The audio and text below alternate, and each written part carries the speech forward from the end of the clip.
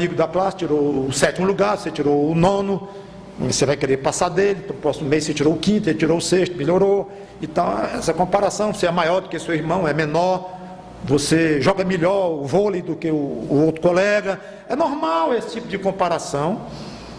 Aliás, quando você se compara e divulga a comparação, já notou? Quase sempre é para dizer que você é melhor. Quando você nota que você é pior, você pode até notar. Você fala pouco, não gosta de dizer muito não. Mas, voltando à pergunta, você já fez uma comparação detalhada entre você e o Senhor Jesus Cristo? Quem Ele é comparado a você? Um dos problemas para responder esta pergunta, para aqueles que não têm se aprofundado mais no assunto, é a ideia meio vaga que muitos têm da pessoa de Cristo. Como eu comentei aqui, é muito famoso, é polêmico, é um religioso muito importante, diz que é filho de Deus, não sei se é, não entendo bem disso, e foi um grande político, um homem das massas, um comunista, tudo se diz dele. Então agora, as intenções dele eu não assino embaixo, mas certamente inteligente, arrebanhou um bocado de gente, tem todo tipo de opinião. Então termina ficando uma concepção muito vaga que as pessoas em geral têm de Cristo. Mas não é para ser assim. Ele é uma pessoa bem definida, ele é homem e é Deus. Ele teve uma vida aqui bem definida e registrada nas Escrituras, muito bem registradas. Ele morreu, ressuscitou, voltou para o céu. Se você acredita ou não é outra história, mas está aqui. Então dizer que é vago, não, ele está num lugar hoje bem definido. Onde é que ele está hoje? No céu. Eu digo mais, ao lado do Pai. E quer que eu diga mais? Não é do esquerdo não, é do direito. Onde é que tem esses detalhes? Na Bíblia. Então não é tão vago assim não. E ele vai voltar. Ele vai reinar aqui. Eu creio que seja um reino literal. Outros acham que é um reino que já está acontecendo. Seja como for, é um reino. E ele é rei para aqueles que o aceitam assim, que são discípulos dele. Então, se você é desses que tem uma ideia um pouco vaga de Jesus Cristo, vamos parar com isso e vamos aprofundar neste detalhe. Eu sei que é difícil imaginar tudo que Jesus Cristo é difícil, não é impossível, nós não conseguimos. Mesmo o João Batista, mesmo Paulo de Tarso, não conseguia imaginar 100% dele, mas não quer dizer que não seja absolutamente real e que nós tenhamos uma ideia bem definida de Cristo. Você crê em Cristo na maneira como eu tenho falado até aqui, ao longo desta pregação, desta maneira aqui, como Filho de Deus, Ele próprio sendo Deus, um ente santo, sem pecado algum, que morreu, ressuscitou, voltou para o Pai, sacrificou-se a si mesmo pelos pecadores? Você crê nisto? Que vão para o inferno, aqueles que não exercem fé nele?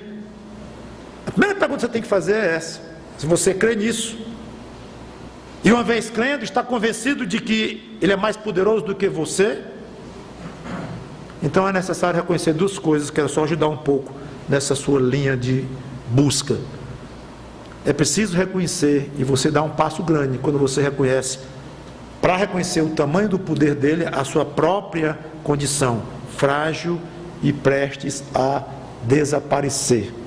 Tiago capítulo 4, versículo 14, não precisa chegar lá, mas em várias passagens a Bíblia fala da nossa fragilidade. Aqui ele diz: quem é a vossa vida? Sois apenas como neblina que aparece por instante e logo se dissipa. Então, reconhecer isso é importante, e a divindade do Senhor Jesus Cristo, quando ele diz: eu e o Pai somos um. Outra passagem que eu não vou ler, mas está em Colossenses 1, 15 a 17, que fala claramente da divindade do Senhor Jesus Cristo, mostrando o poder dele. Talvez muitos nunca pararam para pensar objetivamente nisto. Você, quem é? E Jesus Cristo, quem é? E compara as duas pessoas. Compara. É não entrar numa onda religiosa aí de deixar tudo meio vago.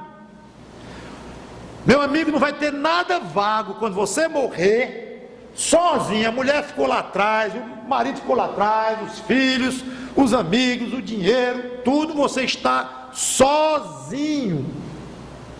diante de Deus, diante do Filho Jesus Cristo, para ser julgado. Não tem nada de vago nisto. Cuidado com essa ideia de que é vago, não sei direito, tem muitas religiões, um diz uma coisa, outro diz outra. Eu vou à missa aqui, vou a um culto conservador ali, vou a um culto muito animado acolá, um é grito para lá, outro é profecia para lá, o outro não grita nem profetiza e prega, mas é muito desanimado lá, porque as músicas são muito calmas demais. Tem de todo jeito, eu sei disto. Mas se você pensa que vai se utilizar desta desculpa amarela, esfarrapada, ridícula diante de Deus, sabe por quê? Porque a Bíblia é uma. Então os pastores que estão abrindo as suas Bíblias para dizerem de uma maneira ou de outra, de um culto do jeito tal, a Bíblia, pelo menos dentro de um cristianismo obviamente evangélico, é a mesma. Então você pegue esta Bíblia e vá examinar, vá detalhar, peça a Deus ajuda e vá olhar. Do jeito que você estuda um catálogo de uma coisa, se você é um mecânico, se você é um estudante, se você é um piloto, tem que ficar bem ao par daquele avião que você vai pilotar, o motorista por dentro do caminhão que vai pilotar. Estude, porque eu lhe garanto, não tem nada de vago em você estar na frente do Deus Criador.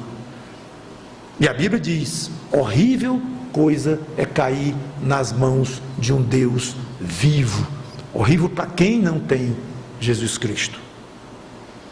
Muito bem, pense e procure adquirir uma ideia definida sobre Jesus Cristo. João Batista teve. Aliás, é interessante você chegar e dizer: para que você acha do Lula? Ah, você vai ter uma ideia definida. Isso, você é contra por isso. Você é a favor por isso. Nem é contra, é a favor. Gosta de uma coisa, não gosta da outra. Aí sabe tudinho. Aí talvez você goste de futebol, fale um pouquinho sobre o seu clube. Aí, meu amigo, sabe tudo. O nome da mãe do ponta, tem esse ponta direita, né? Sei lá, de esquerda. Do goleiro, pronto, que eu sei que tem mesmo. Sabe o nome talvez da mãe do goleiro. Sabe tudo. Sabe quem é bom, quem é ruim, o juiz, que roubou, não roubou.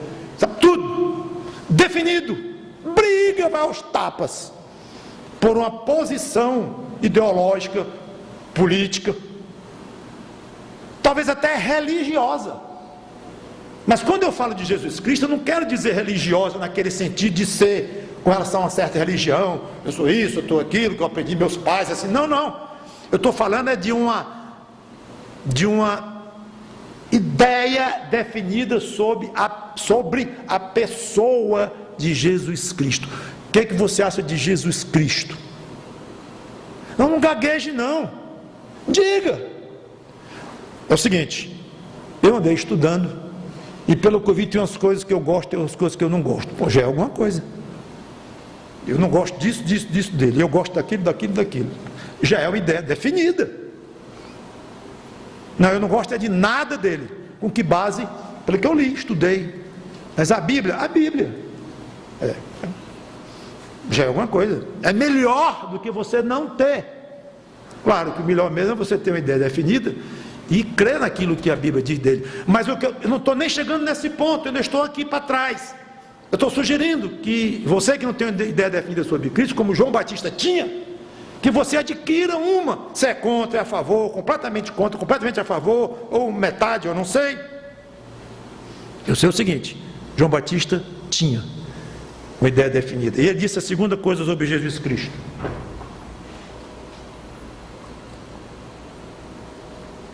A primeira, que era mais poderoso do que ele. E a segunda, não sou digno de, curvando-me, desatar-lhe as correias das sandálias. Obviamente essa é uma conclusão que complementa a primeira. Além de poderoso, Jesus Cristo tem tanta dignidade que deixava João Batista constrangido até mesmo de desatar-lhe a sandália. Eu li em algum lugar que desatar a sandália naquela época era considerado algo tão baixo, tão indigno, que os escravos estavam dispensados desta tarefa com relação aos seus amos, de tão pequenina que era essa tarefa. João Batista nem isto se considerava digno, mas a importância aqui não é a indignidade de João, claro, o que está em evidência aqui é a dignidade de Jesus Cristo. Já comentei que João era um homem muito especial, maior nascido de mulher, era um homem poderoso, mas eu quero ler mais um testemunho sobre João, feito por um rei malvado, perverso, Herodes, que ele considerava, eu não vou ler, está lá em Marcos 6:20, já quero rumar para o encerramento, justo e santo. Interessante, Herodes considerava João Batista justo e santo. Mesmo assim, ele se sentia indigno quando comparado com Jesus Cristo. Você se sente indigno? Agora não estou mais falando de poder, eu estou falando não só de poder, mas também sobre dignidade. Essa é uma pergunta difícil de fazer, porque no mundo é o contrário. Quanto mais poder, mais indigno. Quanto mais poder, mais indigno. O poder anda de mãos dadas com a exploração, com a corrupção, com a manipulação, com o roubo, com o uso malvado de pessoas menores, mais pobres, ou mais ingênuas, ou menos esclarecidas. Então, quanto mais alto no mundo, é muito maior a probabilidade de ali estar alguém indigno. É o contrário. Pode haver exceções e há, mas são poucas. Mas a regra é esta. Subiu muito. O mundo, na realidade, ele é duplo, porque ele sabe disto, mas ele incensa os grandes. Ele às vezes endeusa até os grandes, ele bajula os grandes.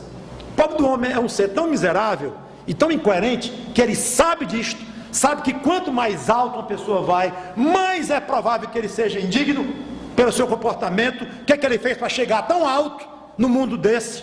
Ele sabe disso, ao mesmo tempo bajula e quer agradar e tudo. É um pobre coitado de uma humanidade perdida, incoerente, indigna, ela própria.